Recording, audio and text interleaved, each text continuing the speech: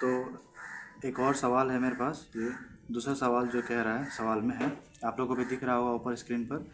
यदि एक स्तंभ का 3/10 भाग कीचड़ में, 3/5 भाग जल में तथा शेष 2 मीटर पानी के सतह से ऊपर हो तो स्तंभ की लंबाई ज्ञात करें।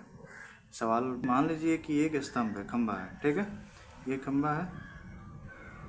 खंभे की जो लंबाई है ये अपने आप में एक पूरा कंप्लीट भाग है, ठीक है। तो इसको पूरा मान लेंगे हम लोग एक भाग। क्या मान लेंगे हम लोग? एक भाग। अब एक भाग होगा तो उसमें से बोल रहा है स्तंभ का, उस खंभे का 3/10 भाग कीचड़ में है। 10 भाग जो है ये क्या है? कीचड़ का है, कीचड़ का भाग है। और 3/5 भाग जल का है, यानी कि 3/5 भाग जल में है। इतना भाग जो है क्या है? पानी, ये जल में।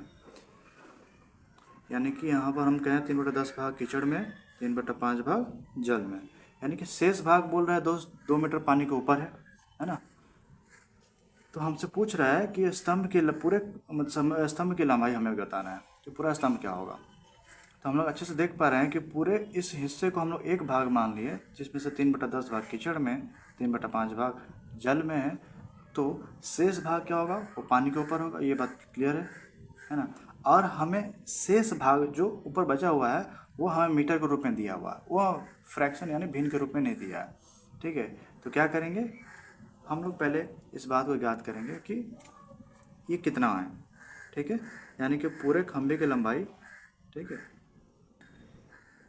माना कि खंभे का कुल भाग कितना है? एक हिस्सा मान लिया था हम लोग, जिसमें से 3 भाग कीचड़ में है। तो कीचड़ में कितना है? 3/10 भाग। और पानी में कितना है? 3/5 भाग। इतना भाग, इतना भाग, ठीक है। कीचड़ में है, पानी में है, यानी कि शेष भाग जो होगा वो पानी के ऊपर होगा। पहले शेष भाग ज्ञात कर लेंगे, पानी के ऊपर कितना है शेष भाग। शेष भाग के लिए क्या करेंगे? टोटल एक भाग में से इस दोनों भाग को घटा देंगे, 3/10 भाग को और 3/5 भाग को। तो इस कैल्शियम आता है, हमें पता है कि 3 और 5 का एल्शियम कितना होता है? 10 होता है। 10 हो जाएगा 3, और जब इसको डिवाइड करेंगे 5 से 10 में तो 2 आएगा, और 2 को फिर उसके अंश में गुना कर देंगे, 3 दूना 6। 1 - 9/10। अब इसका घटाव करेंगे, बटा पर का घटाव भी आता होगा आप लोगों को। अगर नहीं आता तो कमेंट सेक्शन में से कमेंट कर दीजिएगा, मैं आप लोगों को सिखा दूंगा, बता दूंगा कि कैसे होता है। यानी कि हमारा कितना भाग पानी के ऊपर है? 1/10 भाग। अब वही बोल रहा है कि हमें मीटर के स्वरूप में भी दिया हुआ है, जैसे कि आप लोग स्क्रीन में दिख रहा होगा कि 2 मीटर पानी के सतह के ऊपर है।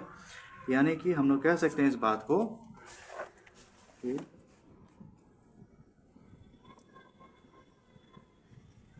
1/10 भाग बराबर 2 मीटर, यही था। हमें निकालना कितना है? पूरे खंभे की लंबाई।